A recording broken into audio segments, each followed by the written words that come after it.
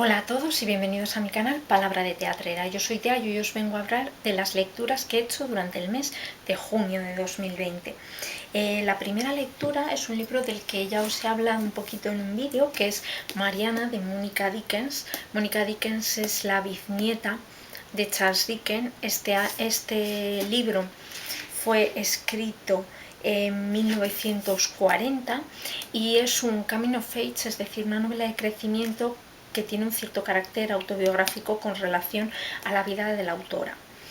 Ya os he hablado, como digo, de él en un vídeo. Nos relata, digamos, la infancia y primera juventud de una muchacha, Mary, a lo largo de los años 30 y 40, si no me equivoco, del siglo XX, y es una historia, la verdad, muy entrañable, deliciosa, que está teñida de una fina ironía y sentido del humor, y también de nostalgia un poco por la infancia perdida, ¿no? Tiene uno de los principios, un primer capítulo que es absolutamente memorable y bastante dramático, y tiene un final un pelín abierto, no del todo abierto porque ya vemos, nos deja entrever qué es lo que pasa después, pero sí que te quedas un poquito con las ganas de ver eso que va a venir después. Aún así, para mí no ha sido para nada un problema. Se ha llevado 4 de 5 estrellas en Goodreads y bueno, me ha gustado mucho. Ya os digo, el dominio de la lengua de la autora, la atención al detalle. Por ejemplo, el segundo capítulo, en el que nos cuenta un verano de la protagonista en la casa de campo de los abuelos, me ha recordado un poco a los años ligeros de Elizabeth Jane Howard, en ese ambiente que nos relata. Y la verdad es que bueno, ha sido muy agradable leerlo. Desgraciadamente de momento no está traducido al español, así que lo tendréis que leer en inglés. Y también me gusta mucho cómo refleja algunos contrastes en distintas cuestiones de la sociedad, y bueno, me ha gustado mucho. Es un libro que merece mucho la pena. Después de Mariana, leí Un cadáver en Port du Vallon, que es el libro cuarto del comisario Dupin, que es un comisario parisino. Bueno, el libro está escrito por Jean-Luc Banalec, pero Jean-Luc Banalec es simplemente un seudónimo porque el autor es en realidad alemán, pero tiene antecedentes en la familia, tiene antepasados bretones, y entonces él vive mucho a caballo entre Alemania y la Bretaña francesa. Y estos libros son de un comisario parisino, el comisario Dupin, que lleva ya 5 años destinado en la Bretaña francesa, y la verdad es que bueno, a través de sus ojos vemos un poco cómo es la Bretaña vista por una persona foránea, ¿no? Porque además los bretones tienen mucho esa cosa de si no eres de aquí, no eres de aquí, ¿no? O sea, eres un poco un forastero, ¿no? Parece que nunca se consigue ser bretón del todo. Entonces son unos libros muy agradables de leer, con un misterio, con un asesinato, y que siempre se aprenden muchas cosas pues del folclore de la Bretaña, de ciertas costumbres, de peculiaridades, ¿no? Entonces a mí me gusta mucho ir por Bretaña de la mano del comisario Dupin. En este caso el crimen se centra un poco en el mundo de la ostricultura, y aunque sería un tema que en principio a mí no me interesaría nada, la verdad es que he encontrado datos y cosas muy interesantes, como por ejemplo que las ostras, bueno, parece que están ahí tan protegidas en su concha, pero la verdad están sometidas a múltiples peligros y a una multitud increíble de enemigos. Y bueno, ha sido un libro que me ha resultado muy divertido, que se ha llevado también 4 de 5 estrellas en Goodreads, y por supuesto seguiré leyendo los libros de Jean-Luc Banalec y del comisario Dupin. Después leí un libro del que también os he hablado un poquito en un tag, y este es Una vista del puerto, de Elizabeth Taylor. Si mal no recuerdo, os hablé de él en el book tag de La desescalada. Y este es un libro que allí lo mencionaba en la premisa de un buen libro que no es para todo el mundo. Porque, bueno, porque es un libro con una trama un tanto lenta y eso no le gusta a todo el mundo, pero creo que es muy buen libro. Este libro se centra en un pueblecito de la costa inglesa del que no se nos dice el nombre y en concreto en unas pequeñas casas de enfrente del pueblo, un par de calles de ese pequeño pueblo en los años inmediatamente posteriores a la Segunda Guerra Mundial. Me parece que este libro es de 1947, si no me equivoco. A ver si lo puedo comprobar por aquí. Efectivamente, es de 1947, es decir, recién terminada la Segunda Guerra Mundial.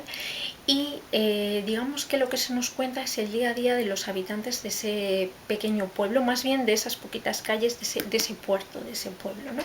Tenemos más o menos una docena de personajes. En principio empezamos a conocerlos a través de los ojos de un forastero, que es un pintor, un hombre ya mayor, un marinero retirado, que quiere dedicarse a pintar y pintar una vista del puerto, y a través de sus ojos vamos conociendo a otros personajes, aunque no todo el libro se nos cuenta a través de los ojos. Sí que creo que es un poco el primero que nos introduce, ¿no? Entonces de nuevo estamos viendo ese pueblo desde los ojos de un forastero. ¿Qué podemos decir de Elizabeth Taylor? Bueno, o de este libro más en concreto, porque yo es el único que he leído de ella de momento. Pues bueno, que son personajes, todos los que se nos retratan aquí, con una intensa vida interior, que piensan muchas más cosas, o sea, sus pensamientos y sus actitudes nos revelan muchas más cosas de las que ellos realmente verbalizan o ponen en palabras, porque son unos personajes llenos de melancolía, creo, por la situación que están viviendo, cada uno de ellos diferentes, pero que al mismo tiempo están resignados a esa situación y no son demasiado infelices, aunque desde luego tampoco puede decirse que sean felices. Y bueno, pues creo que lo más rico es un poco el mundo interior de esos personajes, y creo que en este libro, a través de pequeños toquecitos, Elizabeth Taylor demuestra una gran capacidad de observación. Es por eso que volveré a leerla, volveré a leer a esta autora, y os quería leer el primer párrafo para que os hagáis una idea de cómo es su escritura. Y dice: las gaviotas no escoltaron a los barcos de pesca que salieron del puerto a la hora del té, al contrario de lo que harían a su regreso. Permanecieron sentadas, meciéndose tranquilamente en las aguas, o se encaramaron a los costados de pequeñas barcas, agitadas arriba y abajo por una estela tras otra. Cuando alzaron el vuelo y extendieron las alas, su blancura destacó sobre el verde del mar. Eran tan blancas como el faro. Bueno, a mí ese primer párrafo la verdad que me pareció precioso, y os animo, aunque como os digo es una novela lenta y no parece que en principio pasa gran cantidad de cosas, muy recomendable también, y se ha llevado 4 de 5 estrellas. Después, ¿qué más leí? Bueno, pues después leí, por esto de que me he propuesto en este verano leer sobre todo historias ambientadas en verano de cualquier tipo de género, aunque no solo, porque también estoy colando otras lecturas, pues leí Matemos al tío, de la escritora canadiense Rohan O'Grady, no sé si se pronuncia así el nombre de pila. Este es un libro que fue publicado en 1963 y que ha editado en español Impedimenta.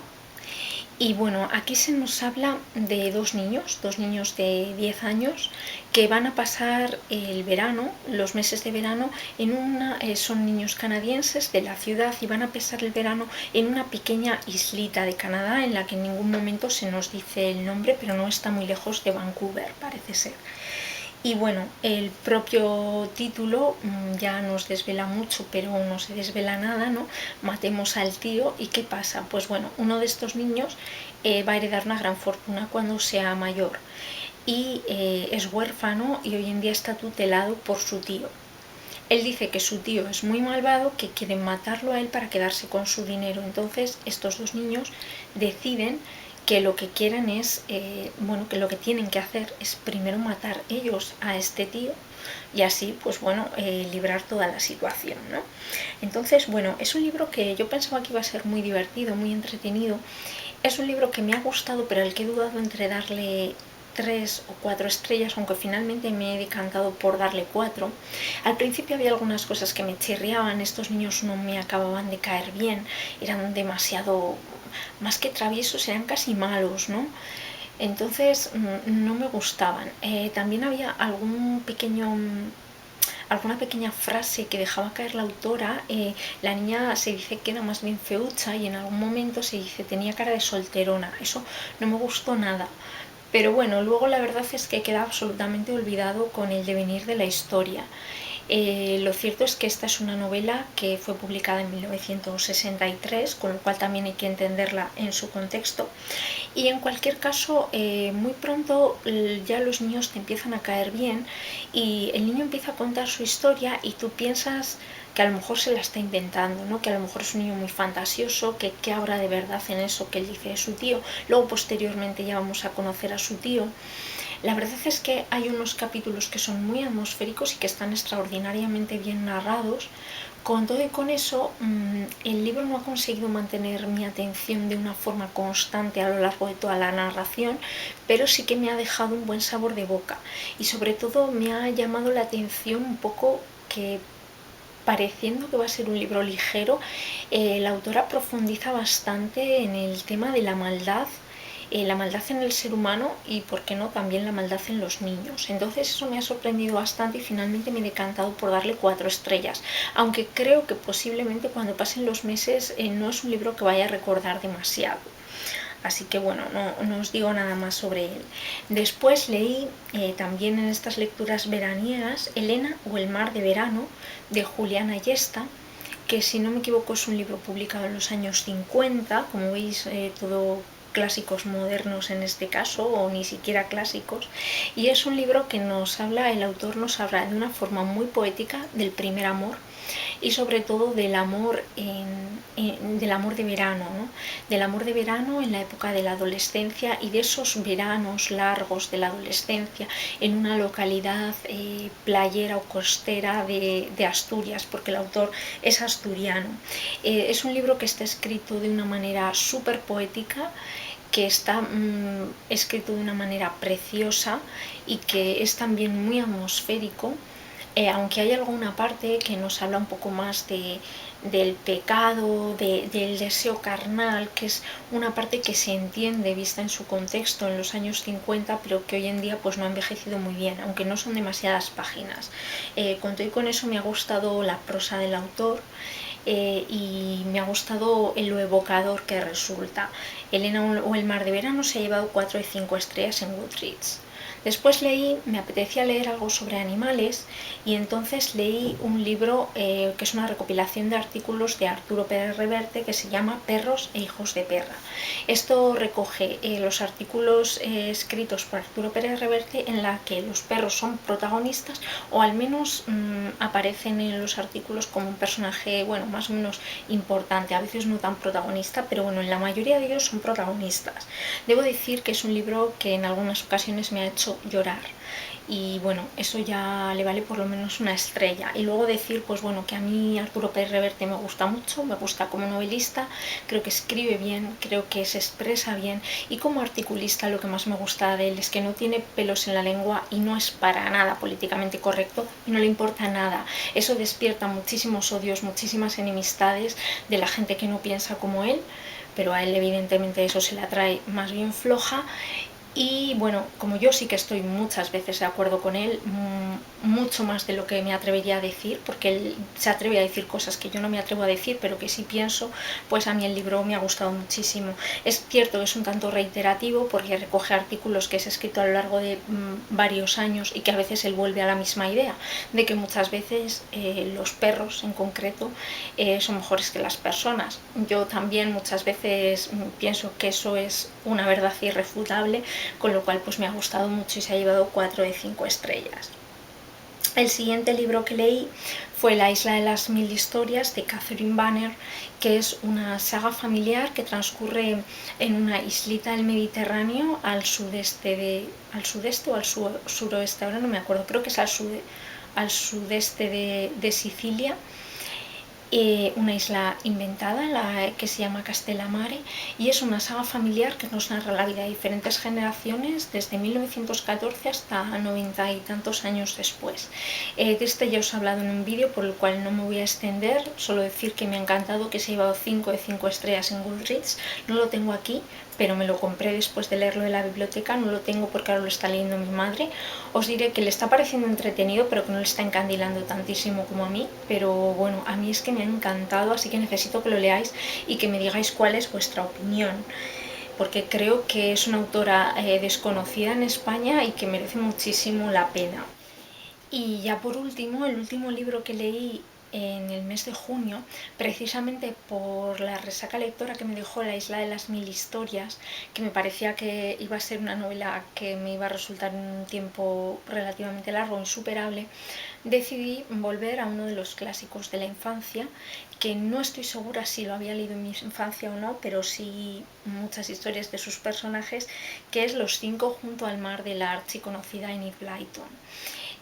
Bueno, esta es una aventura de los 5, de esa pandilla de 5 primos, bueno, 4 primos y el perro Tim, que es uno más de la pandilla desde luego, que en esta ocasión se van de vacaciones ellos solos a la costa de Cornualles y van a estar hospedados en una granja donde una señora pues les da alojamiento, les hace las comidas y les cuida un poco en ese sentido, y allí pues ellos se van a ver envueltos en una aventura de las suyas, que en este caso creo que está muy bien para que los niños o los adolescentes de hoy en día conozcan una historia muy típica de esas costas de Cornualles, que era la de esas personas llamadas naufragadores. ¿Por qué?